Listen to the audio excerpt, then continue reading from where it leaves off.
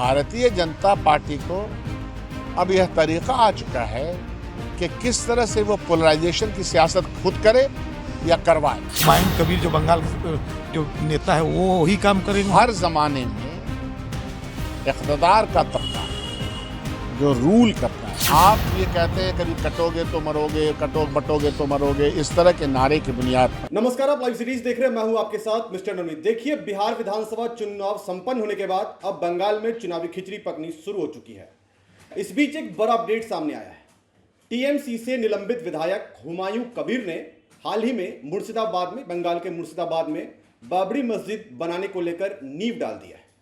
इसके बाद अब बंगाल की सियासत धीरे धीरे गर्माती हुई नजर आ रही है, क्योंकि जिस तरीके से बिहार में एआईएमआईएम को लेकर कहा जाता है कि एआईएमआईएम यहाँ पर अलग लेवल की राजनीति करती है, तुष्टीकरण की राजनीति करती है, और कहीं ना कहीं यहाँ पर मुस्लिम वोटर ही दो साइड में कहीं ना कहीं विभक्त नजर आते हैं।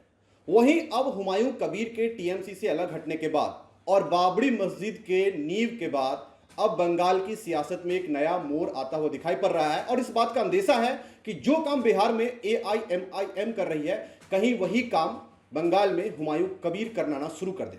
इस बात को लेकर कांग्रेस के सीनियर लीडर शकील अहमद खान ने क्या कुछ कहा है, पहले अपन को सुनिए। आप बंगाल की राजनीति को भी बखूबी समझते हैं। बाबरी मस्जिद फिर बनाया जा रहा है, बंगाल के चुनाव भी है, किस तरह से देख रहे हैं इसको, किस कंट्रास्ट में देख रहे हैं? जो साहब बना रहे हैं वो सुना है कि 2019 में भारतीय जनता पार्टी की तरफ से चुनाव लड़े थे। अब गजब का मेल है। यही बात तो हम लोग कह रहे हैं कि भारतीय जनता पार्टी को अब यह तरीका आ चुका है कि किस तरह से वो पोलराइजेशन की सियासत खुद करे या करवाए। इससे अधिक मैं नहीं बोल सकता हूँ, लोग समझ रहे हैं कि मैं क्या बोल रहा हूँ। सर, सीमांचल में जो ओवैसी किए, क्या लगता है हुमायूं कबीर जो बंगाल जो नेता है वो वही काम करेंगे? हर जमाने में इक़्तिदार का तबका जो रूल करता है, और यह तो रूल नहीं तो मिस रूल हो रहा है देश में, मौजूदा सरकार देश जगह, तो यह अपने इक़्तिदार को पाने के लिए हजार हथकंडे अपनाते हैं। उस हथकंडे का शिकार होते हैं लोग।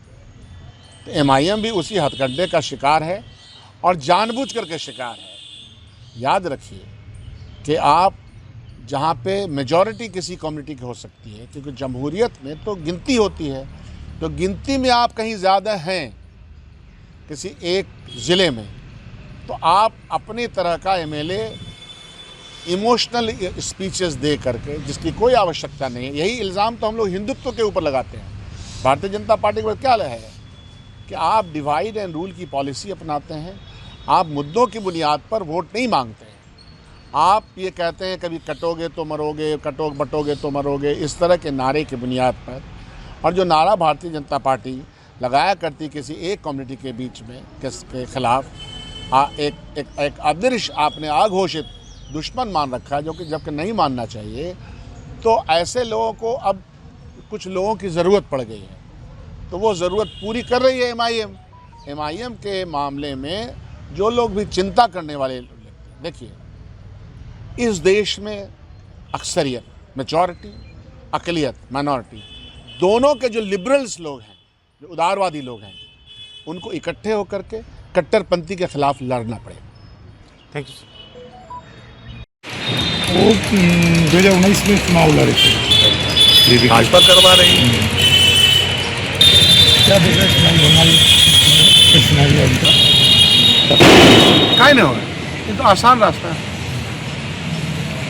वो सीमांचल में तो गेम कामयाब हो गया। 5 जगह 5 जगह हरा है गेम। तो आपने सुना कि बंगाल की राजनीति में अब एक नया मोड़ सामने दिखाई पड़ रहा है, क्योंकि हुमायूं कबीर जो कि टीएमसी से विधायक थे और हैं भी, लेकिन उनको टीएमसी ने अपने पार्टी से निलंबित कर दिया है। पार्टी से बाहर है, लेकिन पार्टी से बाहर निकलते उन्होंने बाबरी मस्जिद का नींव बंगाल में डाल दिया है, और कहीं ना कहीं मुस्लिम वोटरों को अपने साइड अट्रैक्ट करने की कोशिश की जा रही है। लोगों का कहना है कि हो सकता है ये बीजेपी की एक अलग रणनीति होगी। शकील अहमद खान ने भी कहा है कि हो सकता है कि बीजेपी की कोई नई चाल होगी, लेकिन इस बात का डर है कि जो एआईएमआईएम जो मुस्लिम वोटरों के साथ बिहार में करती है, वही काम अब कहीं टीएमसी के साथ ना हो जाए बिहार में, बंगाल में, और वहां पर हुमायूं कबीर के कहीं एक नया मोर्चा बनाकर खड़े ना हो जाए। इन तमाम मुद्दों को लेकर शकील अहमद खान ने क्या कुछ का आपने सुना, देखना होगा आगे क्या कुछ होता है। तब तक हमारे इस तमाम अपडेट्स के लिए बने रहिए लाइव सिटी साथ। आपको बहुत धन्यवाद इस वीडियो को देखने के लिए।